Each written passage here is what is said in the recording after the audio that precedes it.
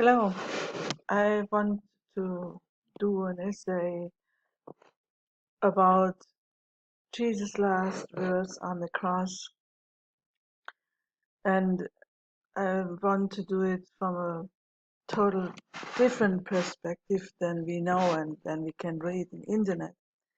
So the last words on the cross were allegedly in Aramaic language, and it's kind of, first of all,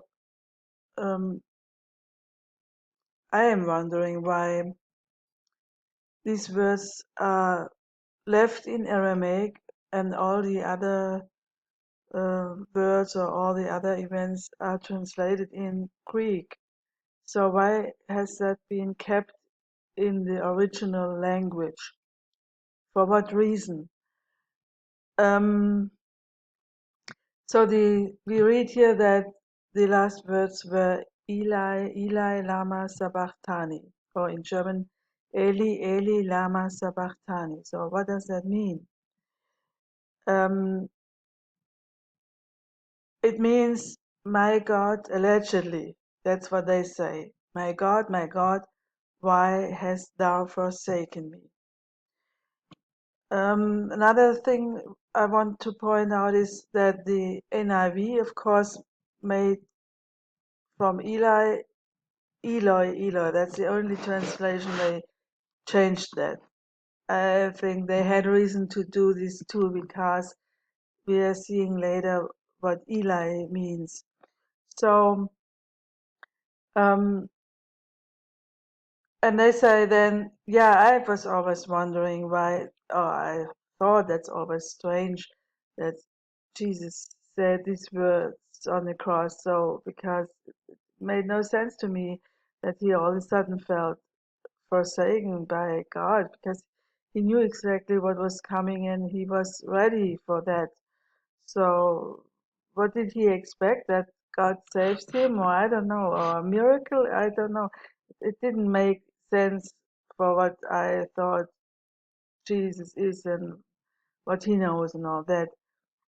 They are saying here that it's a reference to Psalm 22, verse 2, where it says, can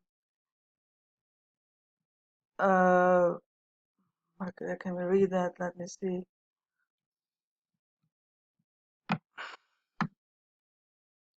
O my God, I cry in the daytime, but thou hearest not, and in the night season I am not silent. So, yeah, I don't know. The only interesting thing with that is really this number 22, 22. When you know about the teachings of Yahweh Jesus, Brian Leonard Golightly Marshall, you know that this 22, 2 or the 222 are significant numbers. So that's the only thing. But I would say that this Eli, Eli lama sabachthani has a different meaning, and that you have just to arrange the letters differently, putting the spaces in between the words differently, and then you get a different meaning. And so I'm going into this now. There was a man, he sadly passed away in February 2018, a German. His name is Erhard Landmann, and he could speak or knew 12 different languages and was a linguist, and came to the conclusion that the Old High German was originally the universal language, and that there was the god Eli or Eli. This was the god of the Saxons, and yeah, maybe the elements and the angles and so on.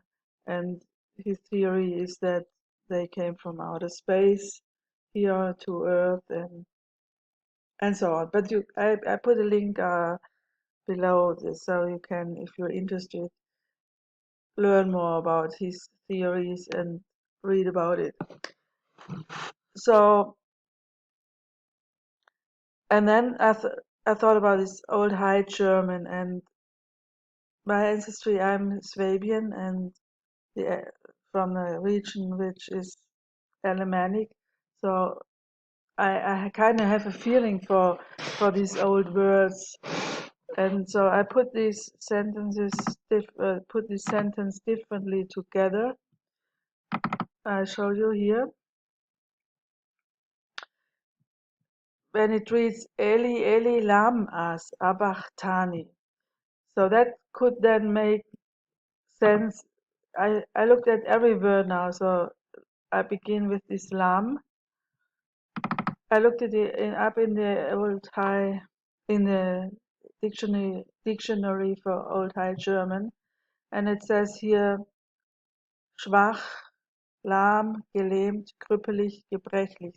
So that means weak, lame, paralyzed, crippled, frail. So the next word would then be this as, that is this. That would mean flesh of a dead body.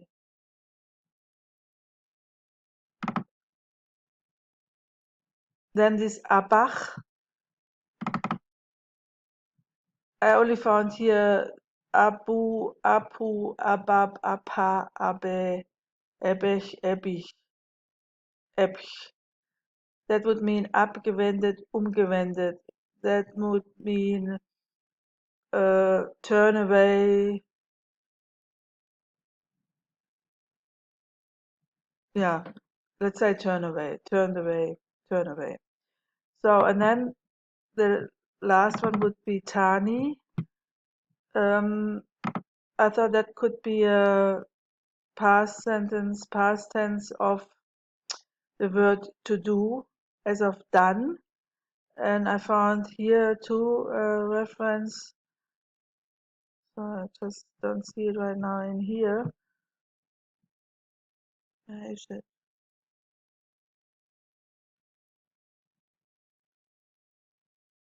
Oh, it's totally not in here.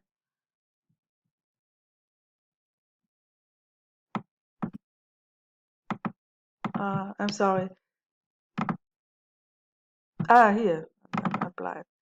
So that would be here of Middle High German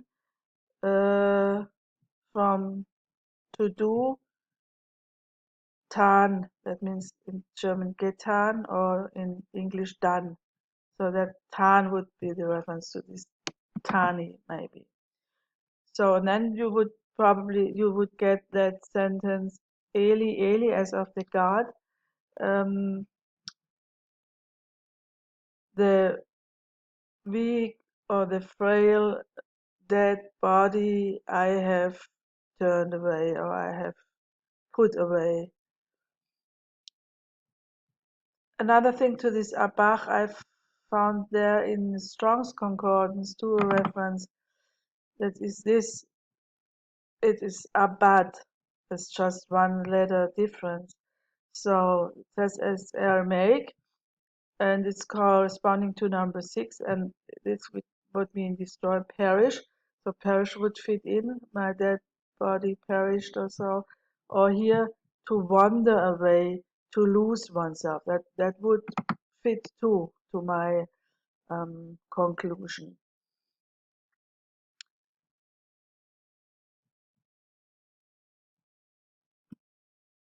So, and then this Erhard Landmann, he says that, no, before I begin with that, I want to show you something else. There's an Aramaic lexicon and concordance. So if I would believe that lama sabachthani would mean, why, God, why thou hast forsaken me, then I could just look, okay, what does why mean? Search, and then it says something like omel, nothing but what I would expect, like lama. And I tried this with different, you know, I tried it forsaken and all these different possibilities, and nothing does show up there in the Aramaic lexicon. That's true. A thing why I think whether this sentence is not Aramaic.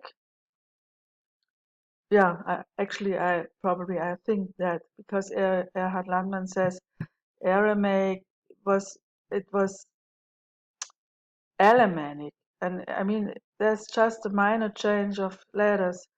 If you make here an L and then insert here an N, you have the word Alamanic already.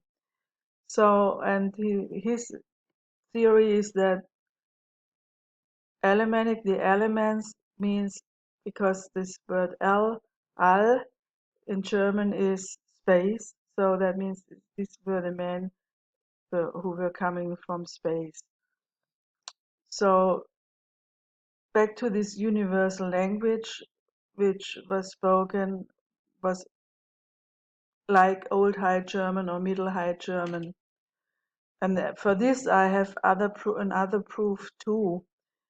And this is about the word I found in Strong's Concordance. Here it says galgal. Aramaic means wheel. So when I heard galgal as German, I immediately thought of galgen. Galgen means had different meanings in Old High German too. For example, here it means galgen, gallows, or it had to the meaning of the cross of Christ. So, and if we consider a wheel in old times was to kind of like a cross.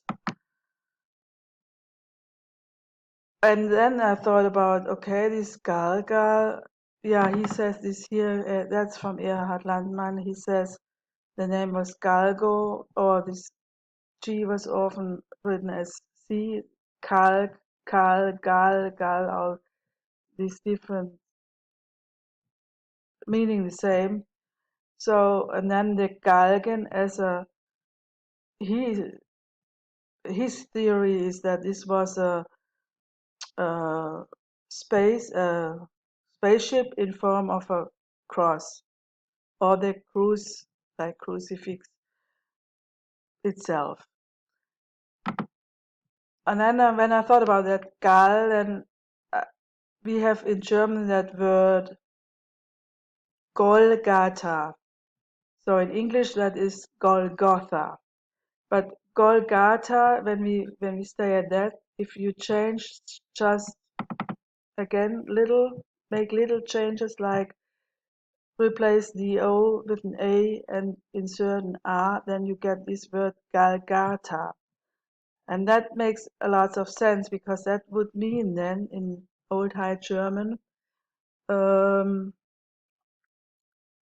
the the garden, kind of like the garden of the gallows, because here we have this word like guard that has a lots of different meanings in Old High German. It could be, yeah, I cannot, don't want to go into detail what this all means, but it means garden and kind of like a, where you have a fence around and things like that. So yeah, was it gard or gato? Same here means garden, garda. So yeah, in my theory, or I'm even convinced that that's the real name, Galgata, and that would prove again that this was of Alamanic or Old High German origin. And so, and when you look in internet what Golgotha means, and they say just that means the place of the skulls. No, that's not the real translation. So I'm not sure. Are they hiding something from us? to live